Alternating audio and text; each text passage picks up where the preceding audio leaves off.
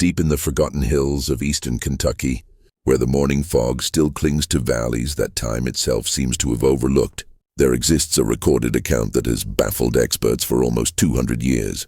In 1834, the Reverend Ezekiel Morrison and his 9-year-old twin daughters, Rebecca and Rachel, came to the secluded Baptist congregation of Pine Hollow, a settlement so cut off from the world that the maps of that period hardly noted its presence. The events of their 3-day visit were carefully detailed in the private diary of Pastor William Phillips, a logbook found in 1987 when the aging church was at last torn down. The journal entries depict happenings so exact, so unnervingly precise, that contemporary psychologists have analyzed them at length. Yet no one can clarify how 2 young girls could hold information that resisted every logical interpretation. The Morrison twins did more than just foresee coming events. They disclosed secrets hidden for generations, depicted individuals they had never encountered, and spoke of calamities that took place years before they were born. But maybe most disturbing of all, every single fact they unveiled turned out to be completely and verifiably correct. This channel isn't meant for everyone, only for those courageous enough to face puzzles that test our very perception of reality. Before we go further into the Morrison account, be sure you're subscribed, as we're going to reveal specifics that most historians are unwilling to address. And let us know in the comments what state you're listening from, because what occurred in Kentucky might have taken place nearer to your home than you imagine. The tale starts not with the supernatural, but with something far more disquieting: the potential that certain human minds can reach information in methods science still cannot grasp. The Kentucky of 1834 was a territory caught between wilderness and civilization, where settlements like Pine Hollow survived in near-total seclusion among the Cumberland foothills. This specific community had been founded in 1818 by 3 families looking for religious liberty, away from the sectarian disputes troubling bigger towns. By the time the Morrison family appeared, Pine Hollow was home to scarcely 200 people, most connected by blood or marriage, all united by the strict Baptist principles that directed each part of their everyday lives. The community focused on a simple wooden church constructed with their own hands, from timber cut from the surrounding forest. Pastor William Phillips, an educated man who had left his comfortable life in Lexington to minister to these frontier faithful, kept the only written logs of births, deaths, marriages, and noteworthy happenings. His thorough nature would become essential in recording what was about to occur. Ezekiel Morrison was a known presence on the circuit of remote churches spread across the Appalachian territory. Tall and worn, with prematurely gray hair that spoke of struggles beyond his 34 years. He journeyed on foot with his daughters, bearing only a weathered leather satchel holding his Bible, a few personal belongings, and the journal where he wrote his spiritual reflections. He had been a widower for 9 years, ever since his wife Sarah died during childbirth in a dreadful winter storm that had trapped them in their cabin for weeks. The girls, Rebecca and Rachel, were striking in their matching looks, yet entirely opposite in disposition. Rebecca, the elder by only minutes, had a sociable character that attracted people to her instantly. Her smile was contagious, her laugh authentic, and she spoke with the assurance of someone much older. Rachel, more reserved and watchful, seemed to live in her sister's shadow. Yet those who looked closely saw that she often started sentences that Rebecca would complete, or replied to questions aimed at her sister before Rebecca could respond. What made the Morrison family especially notable among the traveling preachers was Ezekiel's reputation for bringing spiritual revival to struggling congregations. Stories trailed them from church to church, accounts of backsliders returning to faith, of settlements resolving lasting disputes, of spiritual awakenings that endured for years after they had gone. Some credited this to Ezekiel's fervent sermons, but those who watched more closely noted that the genuine transformations frequently started after private discussions with the twins. The trek to Pine Hollow had been especially hard. Late autumn rains had transformed the mountain trails into dangerous mud, and Ezekiel had been compelled to carry Rachel the last 5 miles when she developed a fever. They arrived at sunset on November 15, 1834, just as Pastor Phillips was finishing evening prayers with the few congregants who attended weekday services. Phillips later wrote that his first impression of the family was one of deep weariness, not merely physical, but spiritual. Ezekiel's clothes were travel-stained and mended, his boots worn thin from innumerable miles of mountain paths. The girls stayed close to their father. Rachel still pale from her fever, Rebecca's normal brightness faded by exhaustion. Yet something in their eyes, a watchfulness, a cognizance that felt misplaced for children their age, made Phillips feel inexplicably uneasy. The congregation of Pine Hollow had offered hospitality to many itinerant preachers over the years. But there was something different about the Morrisons from the very start. That first night, as the family shared a humble meal with the Phillips family, Rebecca asked the pastor's wife about her garden, specifically questioning whether the roses by the eastern fence had healed from the blight that almost destroyed them 3 summers before. Mrs. Phillips had dropped her spoon, gazing at the child in astonishment. The rose blight had indeed happened 3 years earlier, ruining her prized flower garden. But it was not something she had discussed with anyone outside the immediate community. When questioned, Rebecca simply smiled and said she had dreamed about roses while walking, and somehow knew that Mrs. Phillips grew the most beautiful ones in the region. This event, recorded in Pastor Phillips' journal that same evening, would prove to be only the first of many that would challenge everything the Pine Hollow community accepted about the natural world. The next morning arrived gray and cold, with a biting wind that shook the windows of the small cabin where the Morrison family had been provided shelter. Pastor Phillips rose early, as was his habit, to prepare for the day's sermon. He found Ezekiel already awake, seated by the fading embers of the fire, his Bible open, but his eyes staring into the distance with a look of deep worry. "The girls had troubling dreams last night," Ezekiel clarified when Phillips asked about his concerned manner. "They often dream of the places we're going to visit, but these dreams were different, more grim." Before Phillips could answer, Rebecca appeared in the doorway, her hair messy from sleep, but her eyes alert and focused. "Pastor Phillips," she stated in her clear, youthful voice, "in your church under the 3rd floorboard from the altar, there's something concealed that shouldn't be there. Rachel dreamed about it, and I dreamed about why it's hidden." The pastor felt a chill that had nothing to do with the morning air. He had indeed hidden something beneath those exact floorboards, a bottle of whiskey that represented his constant struggle with temptation. Not a soul knew about it. He had put it there in a moment of weakness 3 months prior, convincing himself it was better to keep it nearby, where he could resist it every day, rather than to remove the temptation completely. It was a secret that shamed him profoundly, one he had confessed only to God in his private prayers. "What exactly did you dream, child?" Phillips asked, his voice barely steady. Rachel emerged from the shadows behind her sister, moving with that peculiar silent grace that seemed to define her every action. "The bottle is brown," she uttered softly, "and it's wrapped in a piece of cloth that used to be a baby's blanket." "A blue blanket?" Phillips collapsed into his chair as if his legs could no longer hold him. The cloth was indeed a piece of a baby blanket, the blanket that would have belonged to the son he and his wife had lost in infancy 5 years earlier. He had wrapped the bottle in it as a reminder of his failures, both as a father who couldn't protect his child, and as a pastor who couldn't overcome his own weaknesses. Ezekiel observed his host's reaction with a look that blended sympathy with a weary recognition. "It started when they were very small," he explained quietly. "At first, I believed it was just childish intuition, the way young ones sometimes perceive things adults overlook. But as they grew, their insights became more specific, more impossible to account for through normal means." That Sunday service would be remembered by every member of the Pine Hollow congregation for the remainder of their lives. Ezekiel's sermon was powerful, but not unusual for a circuit preacher. A passionate plea for spiritual rebirth and admission of sins. It was what occurred afterward that defied all rational understanding.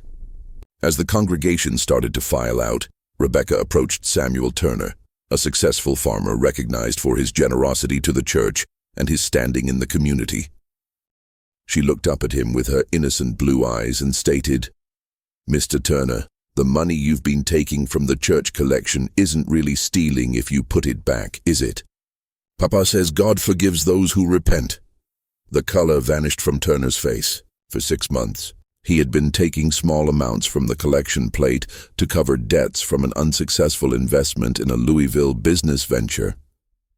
He had told himself he would replace every cent once his finances improved. But the missing money had been gnawing at his conscience like a cancer.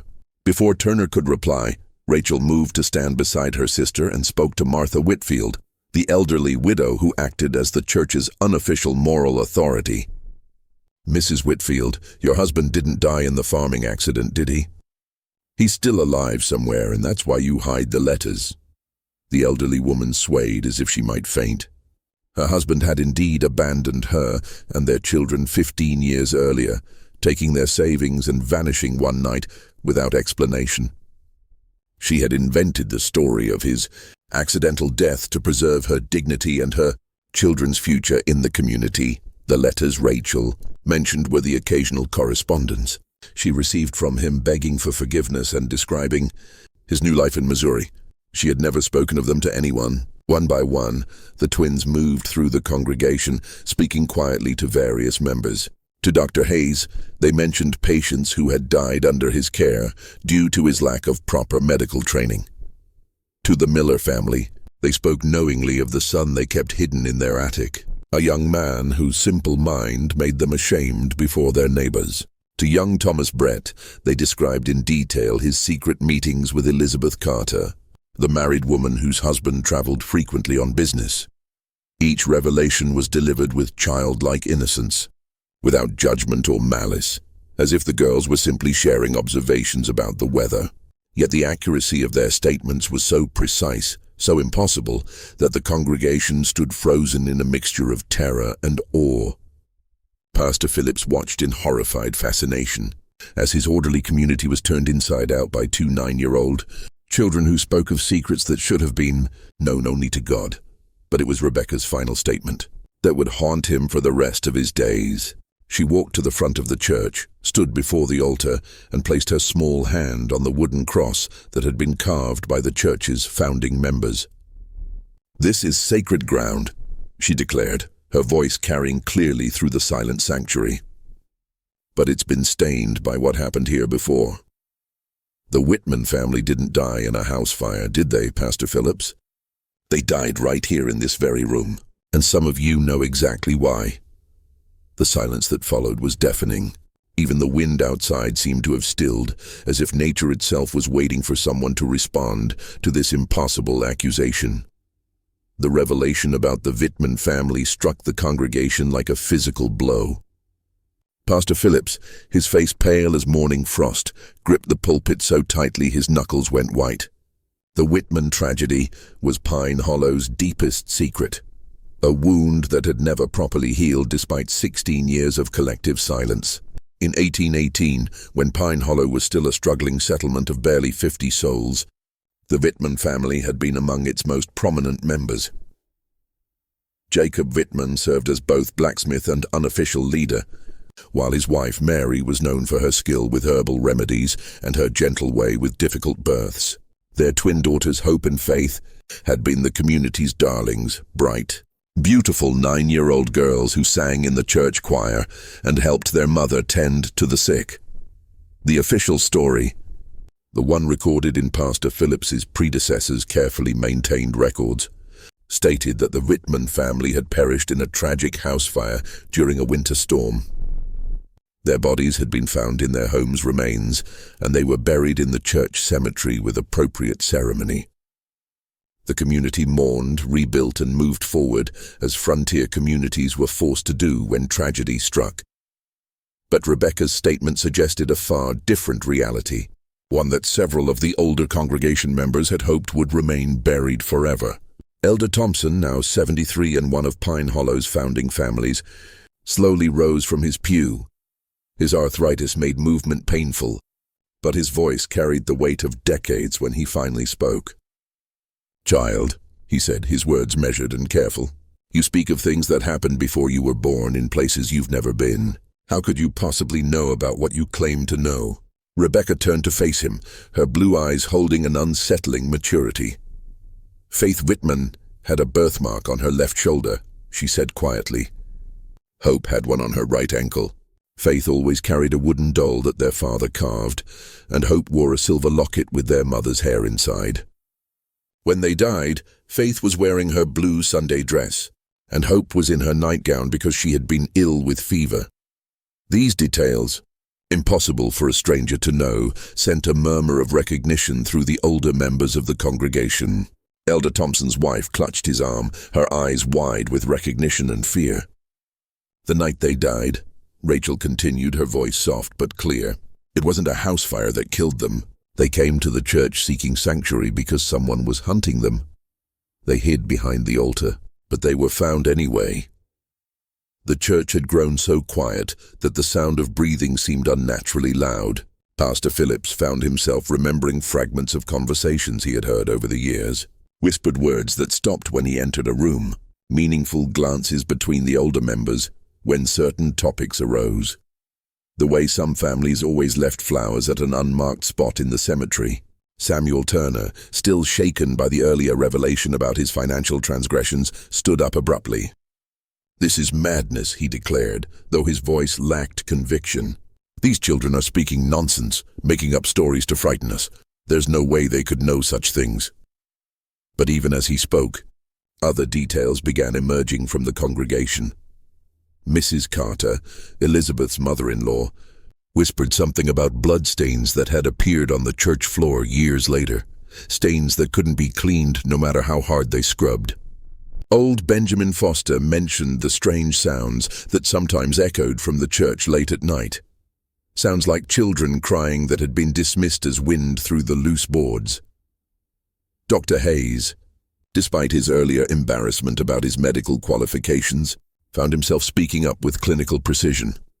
"I've always wondered about the church's foundation," he said slowly.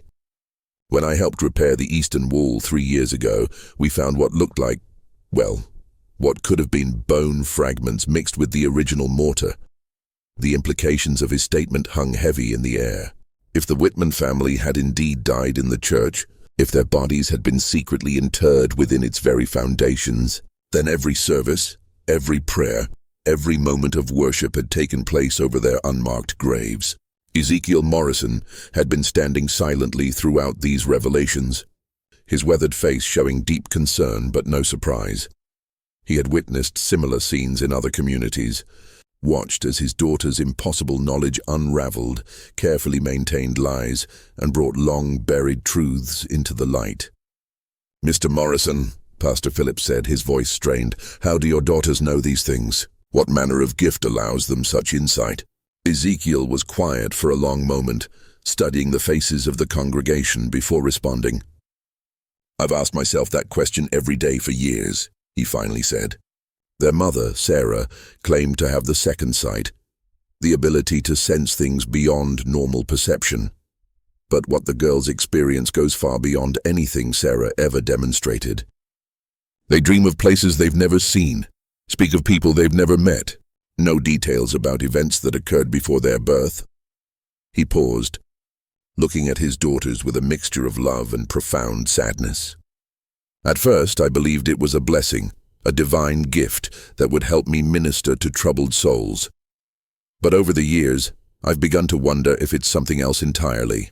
The knowledge they possess, it comes with a cost. They carry the weight of everyone's secrets, everyone's pain. They know things children should never have to know." As if summoned by their father's words, the twins moved to stand together at the front of the church. For the first time since their arrival, they looked truly like the children they were, small, vulnerable, and overwhelmed by the adult world swirling around them. "We don't choose what we see," Rebecca said, her earlier confidence replaced by a weariness that seemed far too old for her young face. "The dreams come whether we want them or not. We see what was, what is, and sometimes what will be." Rachel nodded, her hand finding her sister's. "The Whitman sisters visit our dreams sometimes. They want people to know what really happened to them, They want someone to remember them properly. The church fell silent again, but this time it was the silence of people grappling with concepts that challenged their fundamental understanding of reality. Some faces showed skepticism, others fear, and still others a dawning hope that perhaps death was not the final ending they had always believed it to be. Pastor Phillips found himself at a crossroads that would define the rest of his ministry. He could dismiss the twins' claims as childish fantasy or deliberate deception, preserving the community's carefully maintained stability, or he could pursue the truth, no matter where it led, and risk destroying the foundations upon which Pine Hollow had been built. The decision would prove to have consequences that none of them could have anticipated. That evening, as shadows lengthened across Pine Hollow's narrow streets, Pastor Phillips found himself unable to concentrate on his usual evening prayers. The twins' revelations had shaken him to his core, not just because of their accuracy, but because they had forced him to confront questions he had been avoiding for years. He had arrived at Pine Hollow 5 years earlier, eager to serve God in the wilderness and to escape the theological controversies that plagued the more established churches in Kentucky's larger towns. His predecessor, Pastor Moriah Hayes, had left behind meticulous records of births, deaths, significant events, but Phillips had always noticed gaps in the documentation from the settlement's earliest years. The winter of 1818 in particular seemed oddly sparse in recorded details. There were entries about harsh weather, supply shortages, and the deaths of several elderly residents. But the Whitman family's tragedy was mentioned only briefly. Jacob Whitman, his wife Mary, and their twin daughters, Hope and Faith, perished in a house fire on the night of December 21st. Their earthly remains were committed to the ground with appropriate Christian ceremony. What had always struck Phillips as strange was the lack of detail about such a significant event. Pastor Hayes had been thorough in his documentation of even minor incidents, yet the death of an entire family, particularly one as prominent as the Whitmans, had been recorded with unusual brevity. Determined to understand what the Morrison twins might have uncovered, Phillips began searching through the church's stored records with new eyes. Hidden beneath years of accumulated documents, he discovered a small leather journal he had never seen before. The pages were water-stained and fragile, but the handwriting was clearly Pastor Hayes's own. What Phillips read by candlelight that night would change his understanding of Pine Hollow's history forever. The journal revealed that Pastor Hayes had been deeply troubled by the circumstances surrounding the Whitman family's death. According to his private notes, Jacob Whitman had discovered something disturbing about certain members of the community, something significant enough that he had demanded a public confession and reparation. The nature of the discovery wasn't clearly stated, but Hayes's entries suggested it involved financial impropriety and possibly worse. On the night of December 20th, 1818, Jacob Whitman had apparently confronted several community leaders in a heated meeting that lasted until well after midnight. Hayes wrote of raised voices, accusations of theft and corruption, and threats of exposure that would destroy the reputations of some of Pine Hollow's most respected families. The final entry, dated December 22nd, was particularly chilling. The Lord forgive us all for what was done. Jacob and his family came to the church seeking sanctuary, but they were followed. I heard the children crying, then silence. When morning came, we found them as they had been left. Elder Thompson and the others insisted we must protect the community's future, that the truth would destroy us all. I have agreed to their plan. May God have mercy on my soul. Philip set down the journal with trembling hands. The implications were staggering. The Whitman family hadn't died in a house fire at all. They had been murdered in the church itself, and the community's leaders had conspired to cover up the crime. But how could the Morrison twins possibly know details that had been hidden for 16 years? How could they describe the children's clothing, their personal belongings, their physical characteristics with such precision? His contemplation was interrupted by a soft knock at his door. Opening it, he found Rebecca standing in the moonlight, still wearing her simple dress, but with her hair neatly braided as if she had been awake and preparing for something important. "Pastor Phillips," she said in her clear, childish voice, "you found Pastor Hayes's journal, didn't you? The one he hid behind the loose stone in the foundation." Philip stared at her in amazement. He had indeed found the journal in exactly that location, guided by a subtle draft that had led him to discover the loose stone. "How did you know where to tell me to look?" he asked. "Faith showed me in a dream," Rebecca replied matter-of-factly. She said Pastor Hayes was a good man who was forced to do bad things. She wanted someone to know the truth. The casual way she spoke of receiving guidance from a long-dead child sent chills down Philip's spine. "Rebecca," he said carefully, "what exactly do you see when you have these dreams?" The child's expression grew serious, and for a moment Phillips could see the burden she carried. "We see everything," she said simply. "Not just what happened, but why it happened. The men who killed the Whitman family didn't plan to hurt anyone. They just wanted Jacob to stay quiet about what he'd discovered." What had he discovered? Rebecca looked past him into the cabin where he could see Rachel sitting by the window staring out at the church cemetery. "The money for the church building didn't come from donations," she said. "Some of it was stolen from travelers passing through the valley. Jacob found out about it when he was asked to make horseshoes for horses that belonged to dead men." The pieces began falling into place in Phillips's mind. The early years of Pine Hollow had been marked by frequent reports of travelers disappearing along the mountain paths. Officially, these disappearances had been attributed to natural dangers: bears, falls, exposure to harsh weather. But if Jacob Whitman had discovered evidence that some travelers had been deliberately murdered and robbed? "The church was built with blood money," Rebecca continued, her young voice carrying a weight of understanding that should have been impossible at her age. "That's why faith and hope can't rest. Their blood was spilled on ground that was already cursed." Phillips found himself face to face with a truth more horrible than anything he had imagined. The church he had devoted himself to serving, the sanctuary where he had prayed for guidance and comfort, had been constructed with the proceeds of murder and had itself become the site of even greater violence. But even as he grappled with these revelations, a part of his mind remained analytical, questioning how could he verify any of this? How could he distinguish between supernatural knowledge and an elaborate deception? The answer would come sooner than he expected, and from a source that would challenge every rational explanation he might have constructed. The next morning brought an unexpected visitor to Pine Hollow.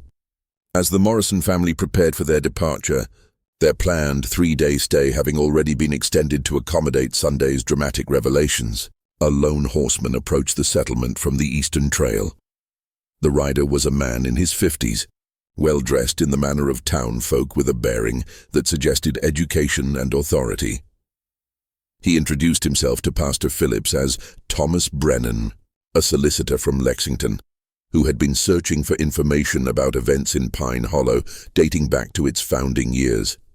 "I represent the estate of one Marcus Webb," Brennan explained as he accepted Phillips's hospitality.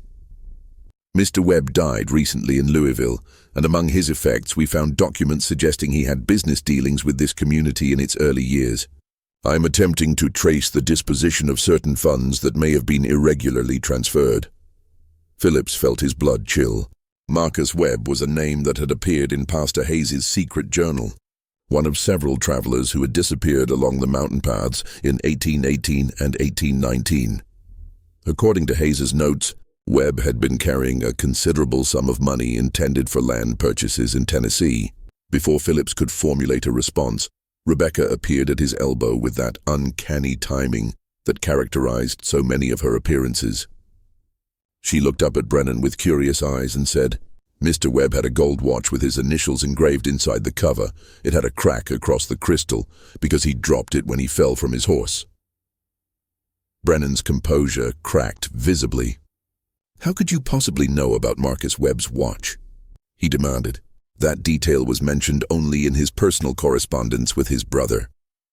Rachel materialized beside her sister as if summoned by some invisible signal. "The watch is buried behind the church," she said quietly, "along with his money bag and his horse's bridle. Elder Thompson put them there after what happened on the trail." The implication struck Phillips like a physical blow. If the twins were correct, if Marcus Webb's personal effects were indeed buried behind the church, it would prove that their knowledge extended far beyond what any normal child could possess.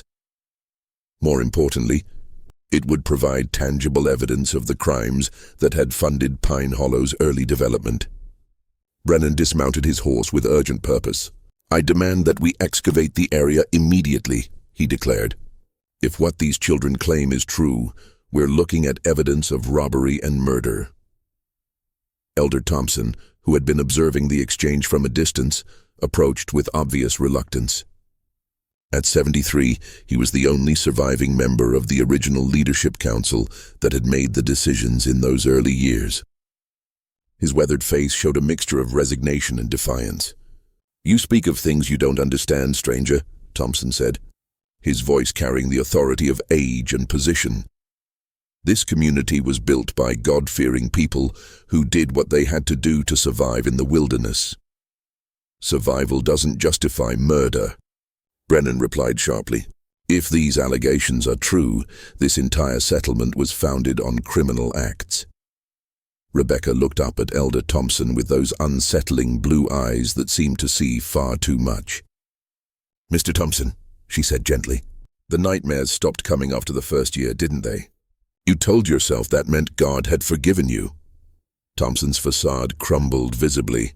"Child," he whispered, "you couldn't know about, no one knows about the dreams where Marcus Webb begged you to let him go," Rachel continued, her soft voice carrying clearly in the morning air. "About how you see his face every night before you fall asleep." The old man sank onto a nearby tree stump as if his legs could no longer support him. "It wasn't supposed to happen," he said, his voice breaking. "We only meant to take the money. We were starving. Our children were sick and winter was coming. But Webb fought back, and then—" His confession hung in the air like smoke from a funeral pyre. Pastor Phillips realized he was witnessing the unraveling of everything he had believed about his community, his church, and his faith. Ezekiel Morrison, who had been standing silently through these revelations, finally spoke. "The truth has a way of surfacing," he said quietly. "My daughters don't choose what they reveal. They're simply conduits for information that demands to be heard." Brennan wasted no time in organizing an excavation party. Within hours, several men from the community were digging behind the church. Guided by the twins' precise directions, Pastor Phillips watched with growing dread, knowing that each shovelful of earth brought them closer to evidence that would destroy Pine Hollow's carefully constructed mythology. They didn't have to dig deep. 3 feet below the surface, their shovels struck something metallic. Carefully brushing away the soil, they uncovered a tarnished gold pocket watch. Its crystal indeed cracked, as Rebecca had described.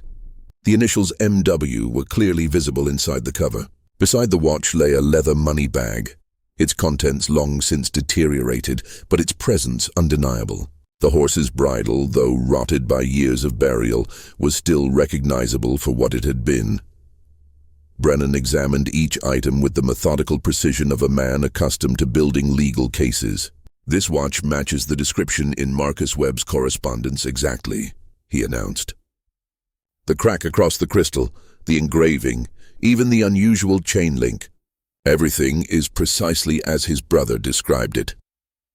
But it was Elder Thompson's reaction that provided the most damning confirmation. The old man stared at the recovered items with the expression of someone seeing ghosts, his lips moving in what might have been prayer or confession. "There were others," he said finally, his voice barely audible. "Webb wasn't the first and he wasn't the last. The trail through these mountains was perfect for what we needed to do. Travelers came through regularly, usually alone, often carrying money for land deals or business ventures. The scope of the crimes was becoming clear. Pine Hollow hadn't been built through hard work and divine providence. It had been financed through a systematic campaign of robbery and murder that had lasted for years. But even as the evidence mounted, Phillips found himself grappling with questions that transcended the immediate crimes. How could the Morrison twins know details that no living person should possess? How could they describe victims they had never met, crimes that had occurred before their birth, locations of evidence that had been hidden for decades? The answers would prove more disturbing than any rational explanation he might have constructed, and they would force him to confront the possibility that death was not the ending he had always believed it to be. As the sun set over Pine Hollow that evening, casting long shadows across the excavation site and the church cemetery beyond, Phillips realized that his community stood at a crossroads. The truth was finally emerging after 16 years of careful concealment. But with it came questions that challenged everything they had been taught to believe about justice, redemption, and the nature of reality itself.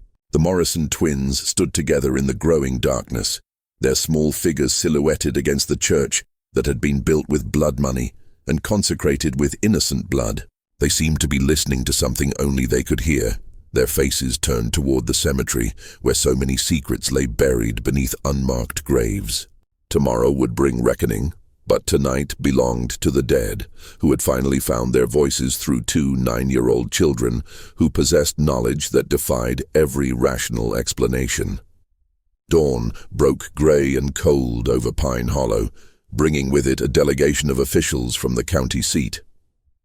Word of the previous day's discoveries had traveled fast, and Solicitor Brennan had wasted no time in contacting the authorities. By mid-morning, the small settlement found itself host to a county sheriff, a territorial judge, and 2 federal marshals who had been investigating the disappearances of travelers along the mountain trails for years.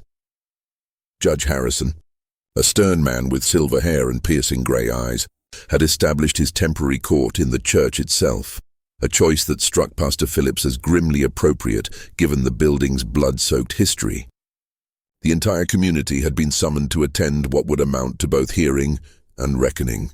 Elder Thompson, his health visibly deteriorating under the weight of his confessions, sat in the front pew, flanked by 2 other elderly men who had been part of the original leadership council. Their faces bore the hollow look of men who had carried terrible secrets for too long, but it was the Morrison twins who commanded the most attention. Judge Harrison had initially been skeptical of claims that 2 children possessed supernatural knowledge, but the previous day's discoveries had forced him to reconsider. He had spent the morning interviewing them separately, trying to determine how they could possibly know details about crimes that predated their births. "Rebecca Morrison," Judge Harrison said, his voice echoing in the wooden church. "Please tell this court exactly how you know the location of Marcus Webb's personal effects." Rebecca stood in the witness area looking impossibly small beneath the weight of adult attention. "Faith Whitman told me in a dream," she said simply. "She said the men who killed her family were the same ones who killed the travelers. She wanted everyone to know the truth." "And you, Rachel Morrison?" the judge continued. "How do you know details about events that occurred years before your birth?" Rachel's voice was barely audible as she responded. "The dreams come to both of us. We see what happened as if we were there. We see the fear in people's eyes. We hear their last words. We feel their pain." Judge Harrison leaned forward in his chair. "Are you claiming to communicate with the spirits of the dead?" Ezekiel Morrison rose from his seat. "Your Honor, if I may, my daughters have never claimed to understand their abilities. They simply report what they experience. I've witnessed them provide accurate information about dozens of communities we've visited. Information they couldn't possibly have obtained through normal means." Sheriff Mackenzie, a practical man more concerned with evidence than supernatural claims, addressed the twins directly. "Can you tell us how many people were killed along these mountain trails?" Rebecca and Rachel exchanged one of their meaningful glances before Rebecca answered. 11 men over 3 years. Most were traveling alone with money for land purchases or business ventures. One was a preacher like Papa, but he carried gold coins sewn into his saddle. The specificity of their answer sent murmurs through the assembled crowd. Rachel continued where her sister left off, their tag team delivery as unsettling as always. The preacher's name was Samuel Collins. He was going to establish a new church in Tennessee. His horse was a bay mare with a white star on her forehead. Sheriff Mackenzie consulted a worn notebook he had pulled from his coat. His face grew pale as he found the entry he was looking for. "Samuel Collins disappeared along this route in September of 1819, he confirmed. The description of his horse matches our records exactly." But it was what happened next that would shake everyone present to their very core. Elder Thompson, his hands trembling with age and guilt, struggled to his feet. "Your Honor," he said, his voice cracking, "I can bear this burden no longer. What these children say is true, every word of it. But there's something else, something worse than the murders we committed." The church fell silent, except for the sound of wind through the loose boards and the distant cry of a hawk circling overhead. "The Whitman family," Thompson continued, tears streaming down his weathered cheeks. "They didn't just stumble upon evidence of our crimes. Jacob Whitman was my brother-in-law. I confided in him about what we were doing, thinking family loyalty would keep him quiet. But Jacob had a conscience stronger than his loyalty." Pastor Phillips felt the world tilting around him as Thompson's confession unfolded. Jacob threatened to expose us all unless we made restitution to the families of the dead. He said he would ride to Lexington himself and report our crimes to the territorial authorities. We couldn't let that happen. Too many families depended on what we had built here. Thompson's voice dropped to a whisper. On the night of December 21st, 1818, we followed the Whitman family to the church. Jacob had brought Mary and the twins here, thinking sacred ground would protect them, but we were desperate men with everything to lose. Rebecca had grown very still during Thompson's confession, her young face pale but determined. "Tell them about the babies," she said quietly. Thompson's composure cracked completely. "Dear God," he sobbed, "how could you know about the babies?" Judge Harrison leaned forward intently. "What babies? Explain yourself, man." "Mary Whitman was with child when we killed her," Thompson said, the words seeming to tear from his throat. 8 months along. With twins, the doctor said they might have lived if we had gotten help instead of—" He couldn't finish the sentence. Rachel stepped forward, her soft voice carrying clearly through the stunned silence. "That's why we can see everything so clearly. Faith and Hope Whitman weren't the only children who died that night. Their unborn sisters died with them. 4 souls crying out for justice." The theological implications of Rachel's statement sent shockwaves through the assembled crowd. If the twins were somehow channeling the spirits of the dead Whitman children, including the unborn, it suggested an understanding of the afterlife that challenged fundamental Christian doctrine. Dr. Hayes, the community's unofficial physician, found his voice. "I assisted with the burial," he said slowly. We found evidence of the pregnancy, but we told ourselves the babies had been too young to have souls, that they wouldn't need proper burial rites. Every soul matters to God, Ezekiel Morrison said firmly. Every life, no matter how brief, has eternal significance. But Judge Harrison was more concerned with earthly justice than theological debate. "Mr. Thompson, are you confessing to the murder of Jacob Whitman, his wife Mary, their twin daughters and 2 unborn children?" "I am," Thompson replied, his voice hollow with despair. "And to the murders of 11 travelers who trusted us with their lives. We are all guilty. Myself, Samuel Bradford, and Marcus Perry. We planned it together. We carried it out together, and we've hidden it together for 16 years. The 2 other elderly men named in Thompson's confession sat in stunned silence, their faces masks of resignation and terror. The weight of 16 years of collective guilt had finally become too heavy to bear. Sheriff Mackenzie stood and began placing the 3 men under arrest, but Judge Harrison raised a hand to stop him. "Before we proceed with formal charges," the judge said, "I need to understand how these children could possibly know details that were never recorded, never spoken of, never shared outside the circle of perpetrators." Rebecca looked up at the judge with those unnaturally knowing blue eyes. "Your Honor," she said in her clear, childish voice, "some truths are too big to stay buried forever. The Whitman sisters and their unborn babies have been waiting 16 years for someone to hear their story." "But how do you hear them?"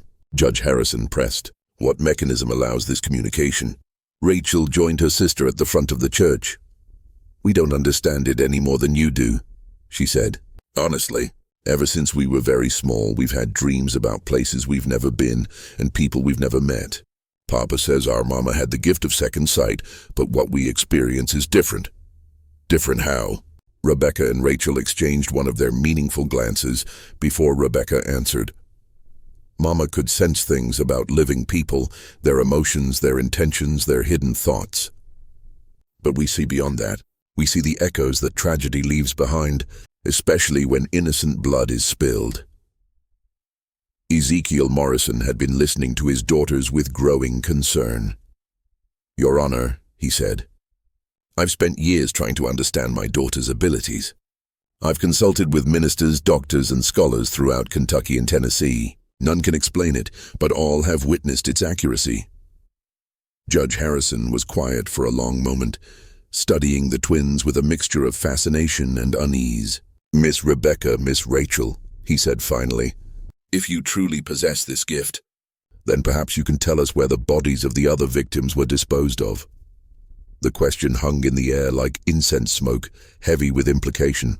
If the twins could locate the remains of Marcus Webb and the other murdered travelers, it would provide the final proof needed to close cases that had baffled authorities for years. Rebecca closed her eyes as if listening to something only she could hear. "Some are in the old mine shaft east of town," she said after a moment. "Others were thrown into Devil's Creek, where the current runs deepest, but 3 were buried beneath the church floor. Their bones mixed with the foundation stones." The revelation that 3 murder victims had been interred beneath the church itself sent a collective shudder through the congregation. Pastor Phillips realized, with horror, that he had been conducting services, celebrating communion and offering prayers for salvation, while standing directly over the unmarked graves of innocent men. Sheriff Mackenzie looked to Judge Harrison for direction. "Your Honor, if we're to verify these claims, we'll need to excavate the church floor itself." "And we will," Judge Harrison replied grimly. "But first, I want to understand the full scope of these crimes." He turned back to Elder Thompson. "Where is the money stolen from these victims? What was done with their possessions?" Thompson gestured weakly toward the church building around them. "Everything went into building our community. The church, the school, the mills, all of it was built with blood money. We told ourselves we were creating something good from something evil, that God would forgive us if we used the money for righteous purposes." "And the victims' families?" Judge Harrison asked. "Did any of you consider the wives, children, parents who never learned what happened to their loved ones?" It was Rachel who answered, her young voice carrying a weight of sadness that seemed inappropriate for her age. "Marcus Webb had a wife named Elizabeth and 2 young sons. Samuel Collins was engaged to be married to a woman named Catherine, who waited for him until she died of consumption 3 years later. Most of the others had families who spent years wondering, hoping, grieving without closure." The specificity of her knowledge about the victims' personal lives was perhaps the most unsettling aspect of the entire ordeal. These weren't just names and dates. The twins spoke of the murdered men as if they had known them personally, as if they carried the weight of their unfulfilled dreams and abandoned responsibilities. Judge Harrison stood and addressed the assembled crowd.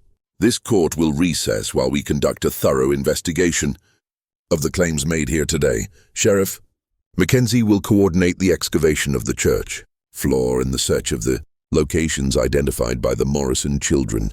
Elder Thompson, Samuel Bradford, and Marcus Perry will remain in custody pending formal charges." As the 3 elderly men were led away in shackles, the congregation began to disperse in stunned silence. 16 years of carefully maintained lies had crumbled in a single morning, leaving a community to grapple with the knowledge that their entire foundation was built on murder and deceit. But for Pastor Phillips, the most disturbing questions remained unanswered. How could 2 9-year-old children possess knowledge that defied every natural law? What did their abilities suggest about the nature of death, the persistence of consciousness, and the possibility of communication between the living and the dead? The Morrison twins stood together in the emptying church, their small figures dwarfed by the magnitude of what they had revealed. They seemed tired, drained by the emotional weight of channeling so much pain and injustice. "Papa," Rebecca said quietly, "can we leave now? The voices are getting louder, and it's hard to keep them all straight." Ezekiel Morrison gathered his daughters close, his weathered face showing deep concern for the burden they carried. "Soon," he promised. "But first, we need to help these people understand what you've shown them." As the sun reached its zenith over Pine Hollow, casting sharp shadows across the church cemetery and the excavation site behind the building, the community prepared for revelations that would challenge everything they thought they knew about: justice, redemption, and the eternal consequences of earthly actions. The truth was finally emerging from 16 years of darkness, but with it came questions that would haunt everyone present for the rest of their lives. The excavation of Pine Hollow's church floor took 3 days. Working methodically under Judge Harrison's supervision, Sheriff Mackenzie's team removed the wooden planks and began carefully digging through the packed earth beneath. What they found confirmed the Morrison twins' claims with chilling accuracy. 3 complete skeletons lay buried beneath the sanctuary, their bones indeed mixed with the foundation stones as Rebecca had described. Personal effects found with the remains matched descriptions from missing person reports dating back to 1818 and 1819. A gold ring bearing the initials JP belonged to Joshua Patterson, a land surveyor who had disappeared while mapping territorial boundaries. A silver-handled knife was identified as belonging to William Morse, a merchant whose family had searched for him across 3 states. But it was the third set of remains that provided the most disturbing confirmation of the twins' impossible knowledge wrapped around the skeletons. Neck was a distinctive copper cross that had been described in great detail by the family of Robert Chen, a traveling minister who had vanished while carrying donation money for a new church in Tennessee. As each piece of evidence was carefully catalogued, the scope of Pine Hollow's crimes became undeniably clear. This had not been a single act of desperate violence, but a calculated campaign of murder and robbery that had lasted for years. Judge Harrison, his silver hair seeming to have gained more gray during the investigation, addressed the reassembled community on the 4th day. "The evidence before this court is overwhelming," he announced. 11 men were murdered along these mountain trails between 1818 and 1820. Their killers used the stolen money to build this settlement, then compounded their crimes by murdering the Whitman family to protect their secret. Elder Thompson, Samuel Bradford, and Marcus Perry stood before the judge in shackles, their faces showing the hollow exhaustion of men who had carried unbearable guilt for too long. At their advanced ages, they knew they would never live to see freedom again. "The most disturbing aspect of these crimes," Judge Harrison continued, "is not their brutality, but their calculated nature. These men didn't kill in passion or desperation. They created a systematic method for identifying and murdering travelers, then used their victims' money to build what they presented as a godly community." Pastor Phillips listened to the judge's words with a growing sense of spiritual crisis. Everything he had devoted himself to serving, the church, the community, the shared faith that bound them together, had been built on a foundation of innocent blood. How could he continue to minister in a place so thoroughly corrupted by evil? But it was the Morrison twins who provided the most profound insight into the spiritual implications of Pine Hollow's crimes. "Judge Harrison," Rebecca said, her clear voice carrying easily through the packed church, "may we speak about forgiveness?" The judge looked down at the 9-year-old girl with a mixture of amazement and respect. After 3 days of witnessing her impossible knowledge proved accurate in every detail, he had learned to listen carefully to anything she said. "Of course, child. What would you like to say?" Rebecca and Rachel moved to stand together at the front of the church, beneath the wooden cross that had presided over 16 years of collective deception. "The Whitman sisters want everyone to know that they forgive the men who killed them," Rebecca said. "They understand that fear makes people do terrible things." Rachel continued the thought as she so often did. "But forgiveness doesn't erase consequences. The men who committed these crimes must face earthly justice, and the community must find a way to make things right with the families of the victims." Judge Harrison nodded solemnly. "The court agrees with that assessment. Elder Thompson, Samuel Bradford, and Marcus Perry will face trial for multiple counts of murder and robbery. But what of the community itself? What of the church and buildings constructed with stolen money? It was Ezekiel Morrison who answered, his weathered face reflecting deep thought. Your Honor, in Scripture we find that the sins of the fathers need not be visited upon the children. If the children choose righteousness over convenience, this community can be redeemed, but only through confession, restitution, and genuine repentance. Pastor Phillips found his voice for the first time since the investigation began. The church building itself must be consecrated anew, he said firmly. We'll remove and properly bury the remains found beneath the floor. We'll identify and compensate the victims' families to the extent possible, and we'll establish a memorial to ensure these crimes are never forgotten. Solicitor Brennan, who had been documenting everything for his legal records, looked up from his notes. The Marcus Webb estate alone is entitled to significant restitution. His brother has authorized me to pursue full recovery of the stolen funds, plus damages for 16 years of family anguish. Elder Thompson, despite his shackles and failing health, managed to speak. The money is gone, he said quietly. Spent over the years on community improvements, individual family needs, church maintenance, we have nothing left to give. Then the community itself bears responsibility, Judge Harrison declared. The buildings constructed with stolen money will be sold. The proceeds distributed to victims' families as partial restitution.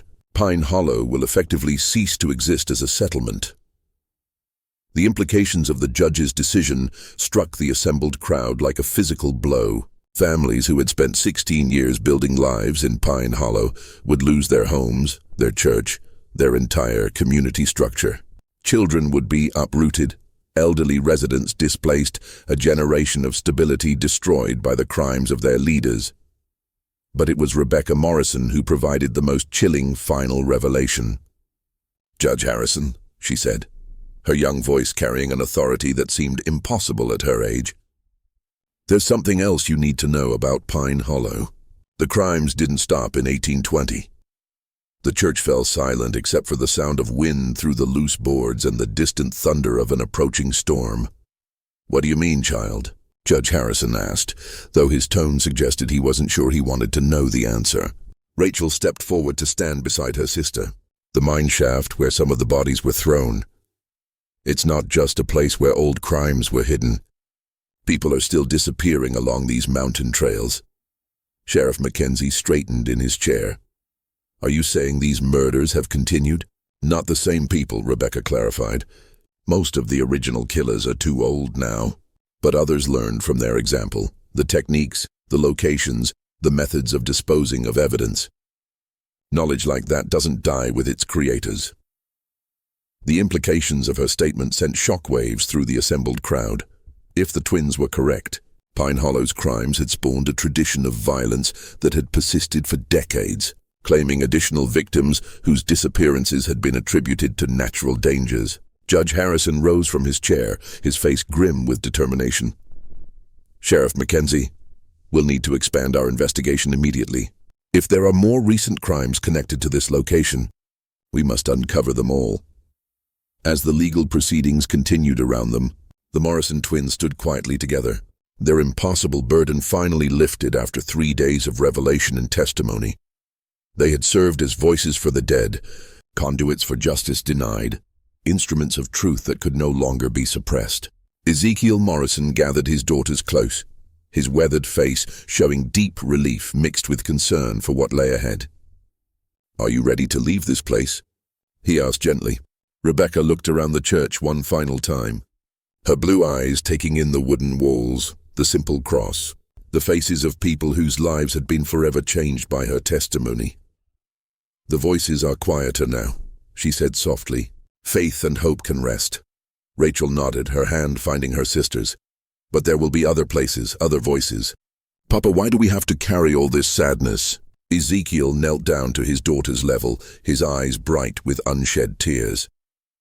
I don't know, little ones, but I believe God gives special burdens only to those strong enough to bear them.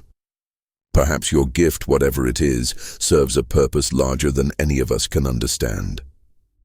As the Morrison family prepared to leave Pine Hollow, taking their mysterious abilities and terrible knowledge with them, Pastor Phillips found himself facing the most difficult decision of his ministry. Should he stay and help rebuild what could be salvaged from the community's ruins? Or should he flee from a place so thoroughly tainted by violence and deception? The answer came as he watched the twins walking hand in hand toward their father's wagon. If two 9-year-old children could bear the weight of such devastating truth with grace and forgiveness, perhaps there was hope for redemption, even in the darkest places.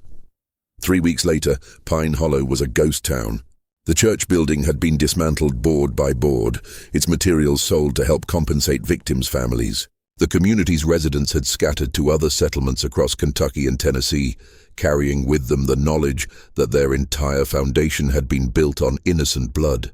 But in churches across the region, a new story began to spread. The story of two young girls who possessed knowledge that defied rational explanation, who served as voices for the dead and instruments of long-delayed justice. Some dismissed the tale as frontier superstition. Others embraced it as evidence of divine intervention in human affairs. The Morrison family continued their circuit through the remote churches of Appalachia, and reports continued to follow them. Communities experiencing spiritual renewal, long-buried secrets coming to light, mysteries solved through impossible knowledge, possessed by twin girls who spoke with the authority of prophets despite their tender age. Judge Harrison's final report on the Pine Hollow investigation filled 47 pages and documented crimes spanning more than 2 decades. His concluding paragraph would be quoted in legal texts for generations. This case challenges our fundamental assumptions about the nature of justice, truth, and the persistence of moral accountability beyond the grave. While science cannot explain the source of the Morrison children's knowledge, the accuracy of their testimony cannot be disputed. Perhaps some truths are indeed too important to remain buried forever. Pastor Phillips eventually established a new ministry in eastern Tennessee, where he spent the remainder of his career helping communities confront difficult truths and seek genuine redemption. He never forgot the 3 days in Pine Hollow when 2 9-year-old girls had torn apart 16 years of carefully constructed lies with knowledge that no living person should have possessed. The mystery of Rebecca and Rachel Morrison's abilities was never solved. Medical experts of the era had no framework for understanding their impossible knowledge, and religious authorities were divided on whether their gifts represented divine blessing or something far more complex. What remains undisputed is the historical record of their accuracy. Every detail they revealed about Pine Hollow's crimes proved correct. Every location they identified yielded the evidence they claimed would be found. Every secret they exposed was verified through independent investigation. But perhaps the most unsettling aspect of their story is not what they revealed about the past, but what they suggested about the nature of justice itself. If the dead truly cannot rest while their murders remain hidden, if innocence possesses some power to transcend death and demand accountability, then perhaps our understanding of moral consequence extends far beyond the boundaries of earthly life. The Morrison twins vanished from historical records sometime in the 1840s. Their fate as mysterious as their abilities. Some say they continued their father's ministry until their own deaths, serving as instruments of truth in communities across the American frontier.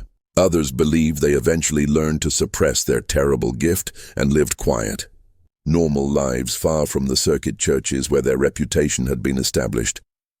But in the remote corners of Appalachia, in settlements where old secrets still fester and ancient crimes remain unpunished, travelers sometimes report encountering twin sisters who possess knowledge no living person should have.